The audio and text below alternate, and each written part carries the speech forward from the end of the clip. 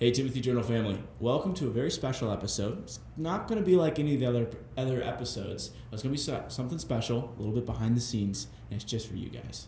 But recently, and I say recently, like about a month ago, I did a very special, what I call evangelism dinner. And it was an opportunity to try to invite people to come to know the Lord in a setting that was not so much of a church setting or a Christian venue. So it was an idea of how to reach, how to evangelize differently. And I want to tell you my thoughts. So I recorded an audio just for you guys on the podcast, for you guys to kind of listen in, what happened, how this got created, the results of the dinner, and all that went down.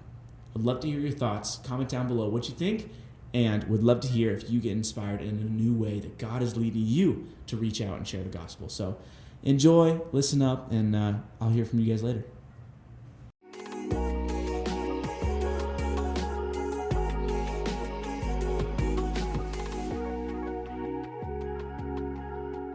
All right, so in May, I had this idea, and I can't honestly take credit for it because it's very much from the Lord. He is the inspiration and creator of all of our lives, and He's a creative being. So everything creative that comes from me is from Him. But I had this idea in April, and my thought was, what if I reached out to some of my closest friends who are strong in their faith and do what I called an evangelism game night, a fellowship, if you would. And I talked to them about the idea, and I said, hey, I'm thinking about doing this evangelism dinner. People love food, people love board games, and I think people need to also love or need a chance to hear about Jesus. And they were all in. And so I had 5 guys that were going to come join me. And our goal was throughout April for us to spend the first week in prayer, asking the Lord to show us who we were supposed to reach out to and disciple, and then the rest of the weeks to be in touch with them, talk with them, engage, so that there's a friendship built, there's a relational connection, like a relational evangelism is what I like to call it, and then invite them to this game night. Be like, hey, my friends, we're hosting a game night. We're going to go to a restaurant, play some games. Would you want to come? Up to you, and also my friend, he's going to share the gospel, which would be me. And so I was like, I pitched this idea to my buddies, and they were all down. So throughout that month of April, we were doing some check-ins, some texting chains and phone calls to say, hey, how we doing? And little by little, I just felt like this was going to be such a big breakthrough. I was like, man, this is going to be awesome. I can't wait to tell people about Jesus. I can't wait to share the gospel. I can't wait to go have a board game night and have some dinner and then tell people about Jesus. And I was super excited for the first 2 weeks. And then about halfway into the third week, I started getting really nervous. And I was like, man, what if no one comes? What if no one comes to this game night? This is a complete flop. Well, I start reaching out, talking to the people, and almost none of my friends had been finding the right people to talk to, or then there's confusion of, oh, I was going to invite this guy. And I was like, well, doesn't he already believe in Jesus? Like, isn't he like super strong in his faith? They're like, yeah, exactly. I'm like, no, we're trying to reach the lost here. Or then another one of my friends, everyone was moving and he didn't have any friends in the state. They were all leaving or busy and couldn't make it. And I was like, okay, that's not good, And then the person I was talking to, they got sick, and it was really sad to kind of start hearing all this bad news. And I just was like, no, there's something of a value here. I need to keep going. Who knows who's going to show up? And so the week of the game night came along, and I was like, man, we need to start praying. So I start praying. If I'm going to be sharing the gospel to these people, probably it might be the only time they ever hear about it. Then I want to share that to them and make sure it's good. On heavy shoulders here. And when I was praying for this game night to happen, I was praying for this fellowship, it really hit me, and I just had to take a step back immediately. I am not the deciding factor on whether or not they accept Jesus, and I am not even that great to even share the story of the Lord. Jesus is the one. He is the Lord. He is the Lord. And He's the one who we're talking about. He's the one who works in and through us. And I just realized, I was like, Lord, it is not resting on my shoulders of their salvation. I need to do my part to steward what you've called me to do. But Lord, it's ultimately in your hands. And so, there's some days where I was really stressing and wrestling with what I was supposed to be doing. But I just knew, I was like, okay, we're going to keep going. We're going to keep on moving. This game night's going to happen. And if it comes down to worst, no one shows up, it's going to be a great time for some fellowship where some brothers can come together and we'll pray. We're going to pray for the lost. So Saturday shows up and I'm calling all my buddies and we got one person to come. One person. And I was like, sick. Let's go. So we show up to Red Robin. We have some really good food, bottomless fries. Shout out to Red Robin, R&R. And we played some games. I don't know if you ever played the board game Coup, but that's the game that we played. Had a blast. I think I won the first game, got smoked the second game, and then the last game was a toss-up, I believe. No, I think I lost, actually. Yeah, I definitely lost. I'm so competitive. I love it.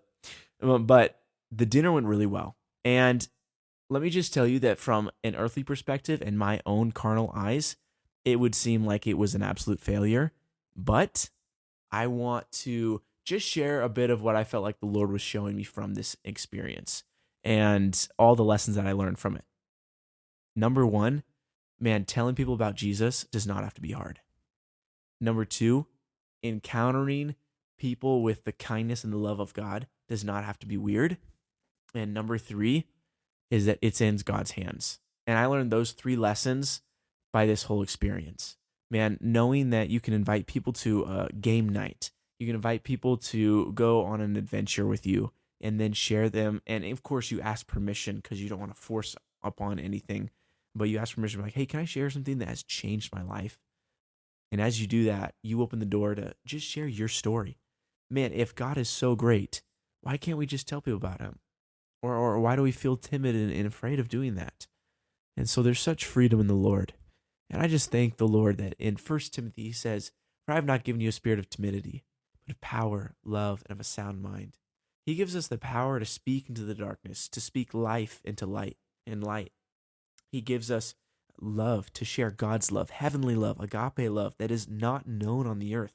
Not a single, you cannot find that type of love anywhere else. There's nothing like it.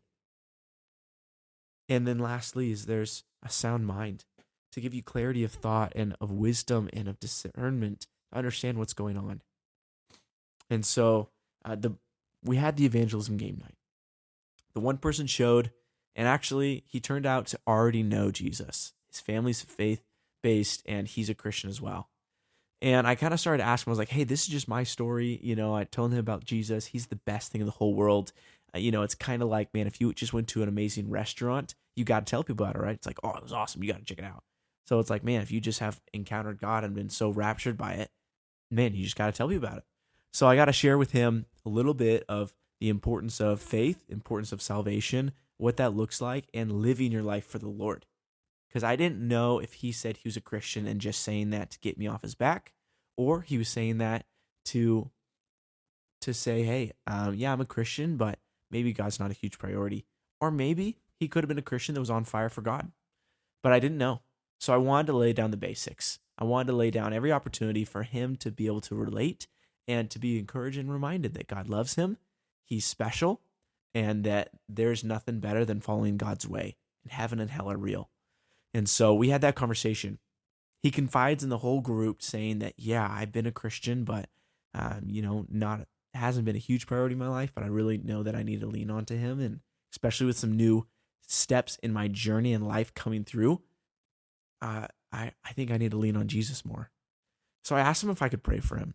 And we prayed. As a whole group, we gathered around him, about a bunch of guys who he had just met that night. But, board games bond men for some reason. It's just awesome. But we got to pray over him. And he said he was so touched by it. He's like, I really needed this. Man, thank you so much. And then I looked at the table and I said, hey, I know we all had people that we were praying for. All had people that we were trying to invite to bring to this right here, right now, so that they could encounter Jesus. So I was like, hey, do you guys want to pray for them? Like, yeah. So all held hands in a circle at Red Robin with fries in the center. It was great. And we prayed for every single person that we had been talking to, discipling, reaching out to, and saying, hey, we're thinking about you. And after the prayer, I think everybody knew that there is a greater mission and a greater calling in life. Everyone could recognize that, yes, there's stresses in life. Yes, there's pleasures in life. Yes, there's goals and there's excitement, highs and lows, all the above. But the most important thing is your salvation. The most important thing is your love for the Lord. And that cannot be overshadowed. That cannot be understated. And so, Timothy Journal family, this is just a journal entry, honestly. It's just a journal entry of me sharing this adventure of, hey, I did evangelism differently this month, or a few months ago, and I wanted to tell you about it. And I want to encourage you, you can do the same. Man, I'd love to hear any stories. What story did you go out? What adventure? What restaurant did you try this? What board game did you play with your friends? Let us know. And then second, number one, man, take some time to say, God, where have I prioritized something else over you and your kingdom, God? Help me to see that the most important thing in life is you and a relationship with you. And if that's the case, then I want it to also be the most important thing that I spend my time with and tell others about. Now, we don't have to take every single moment. You don't have to feel the pressure of every train ride, car, or airplane trip that you go to, or every cash register checkout where you have to evangelize. But let it be that there would be a desire in our heart to say, I hope the Lord opens up a moment today where I can show Jesus' love to someone who doesn't know him. I love you, Timothy Journal family, and I pray that this encourages you and blesses you. Hey, thanks so much for listening, guys. I hope that encouraged you. It was pretty cool. So it was a wonderful experience to be able to share the gospel in a new way, pray with our brothers together, and who knows, maybe we're going to do that again and have a bunch more people join. So I'll keep you guys posted and updated. But thanks for tuning in, and we'll see you guys next episode.